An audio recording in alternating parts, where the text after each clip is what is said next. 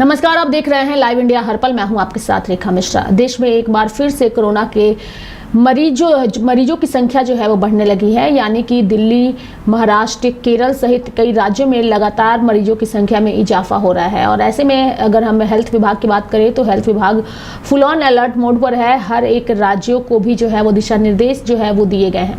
हम आपको विस्तार पूर्वक बताएंगे कि कोरोना के जो मामले हैं उसमें किन राज्यों में कितने मरीजों की संख्या सामने आई है और कोरोना को लेकर के क्या कुछ सतर्कता बरतने की हिदायत भी दी जा रही है।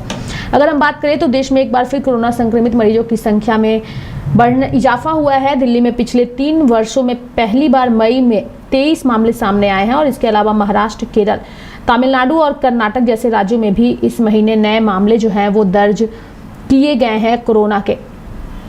वहीं अगर हम बात करें तो कोविड-19 के मरीजों की संख्या लगातार बढ़ रही है। शहरी क्षेत्रों में कोरोना धीरे धीरे वापसी कर रहा है, जिसके चलते दिल्ली, कर्नाटक और आंध्र प्रदेश जैसे राज्यों व केंद्र शासित प्रदेशों ने अस्पतालों को अलर्ट पर रखा है। दिल्ली, महाराष्ट्र, केरल, तमिलनाडु और कर्नाटक जैसे राज्यों में इस महीने नए मामले दर्ज किए गए हैं। वहीं राष्ट्रीय राजधानी दिल्ली में 3 साल में पहली बार कोरोना वायरस के मामले जो है वो दर्ज किए गए हैं। हालांकि राहत की बात यह है कि अभी तक कोरोना से संक्रमित ज्यादातर मरीजों में हल्के लक्षण ही दिखाई दे रहे हैं। साथ ही अभी तक संक्रमित किसी भी मरीज की मौत की खबर भी सामने नहीं आई है। दक्षिण एशिया में कोविड मामलों में उछाल जो है वो देखा गया है, यानी कि JN.1 वेरिएंट के प्रसार के कारण जो है वो हो रहा है। एक्सपर्ट्स की माने तो यह वायरस काफी सक्रिय है, लेकिन इसे अभी तक विश्व स्वास्थ्य संगठन द्वारा चिंताजनक वेरिएंट के रूप में वर्गीकृत नहीं किया गया है। कोरोना के JN.1 वेरिएंट से संक्रमित मरीजों में लक्षण आमतौर पर हल्के होते हैं और संक्रमित व्यक्ति 4 दिनों के भीतर ठीक हो जाता है। कुछ सामान्य लक्षणों में बुखार, नाक बहना, गले में खराश, सिर दर्द, थकान और थकावट शामिल है। हालांकि दिल्ली में कोरोना वायरस के 23 मामले सामने आए हैं, जिसके बाद भाजपा सरकार ने अस्पतालों को bed, oxygen cylinder, testing kit और वैक्सीन की उपलब्धता बनाए रखने का निर्देश दिया है। स्वास्थ्य मंत्री पंकज सिंह ने कहा है कि घबराने की कोई ज़रूरत नहीं है, क्योंकि नवीनतम वेरिएंट केवल एक सामान्य इन्फ्लुएंजा जैसा है। दिल्ली ने अस्पतालों को इन्फ्लुएंजा जैसी बीमारी और गंभीर तीव्र श्वसन बीमारी के मामलों को एकीकृत स्वास्थ्य डेटा प्लेटफॉर्म पर जो है वो भी अपलोड करने का निर्देश दिया है। नोएडा और गाजियाबाद जैसे दिल्ली NCR के शहरों में भी कोरोना वायरस के मामले दर्ज किए गए हैं। शनिवार को नोएडा में चल रही लहर में पहला कोविड मरीज जो है वो सामने आया। वहीं गाजियाबाद में अब तक 4 मामले सामने आ चुके हैं। केरल में मई में सबसे ज्यादा 273 संक्रमित मिले हैं, जिसके चलते स्वास्थ्य मंत्री ने सभी जिलों में निगरानी बढ़ाने का निर्देश दिया है। राज्य ने अस्पतालों में मास्क पहनना अनिवार्य कर दिया है और खांसी के लक्षण वाले लोगों को चेहरे को ढकने की सलाह दी है। वहीं पड़ोसी कर्नाटक में भी कोविड के मामलों में मामूली वृद्धि देखी गई है।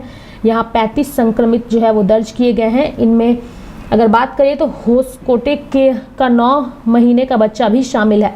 राज्य में गंभीर श्वसन बीमारी के लक्षण वाले लोगों की जाँच करवाने की भी सलाह दी जा रही है।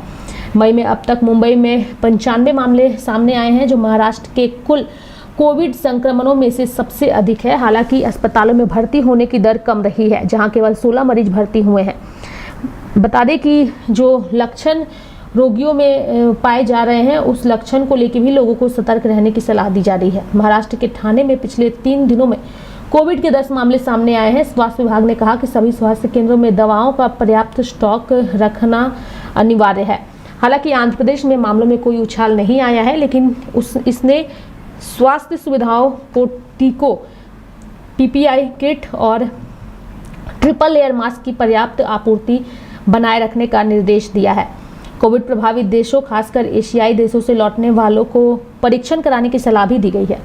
गुजरात के अहमदाबाद में एक दिन में कोरोना के 20 केस दर्ज हुए हैं।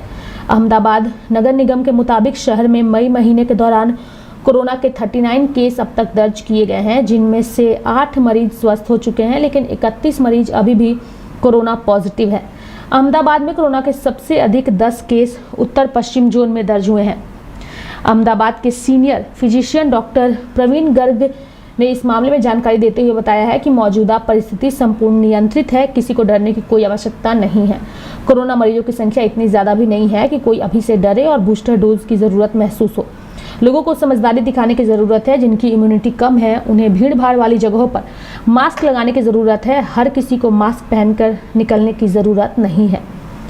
यानी कि विश्व में JN.1 वेरिएंट के केस जो है वो लगातार बढ़ रहे हैं और ऐसे में लोगों को सतर्क रहने की सलाह दी जा रही है। यानी कि कोरोना की री एंट्री से भारत में फिर से हर तरफ सनसनी फैल चुकी है और कोरोना से सतर्क रहने की हिदायत दी जा रही है। हालांकि ये भी कहा जा रहा है कि ये वेरिएंट जो है ये उतना खतरनाक नहीं है।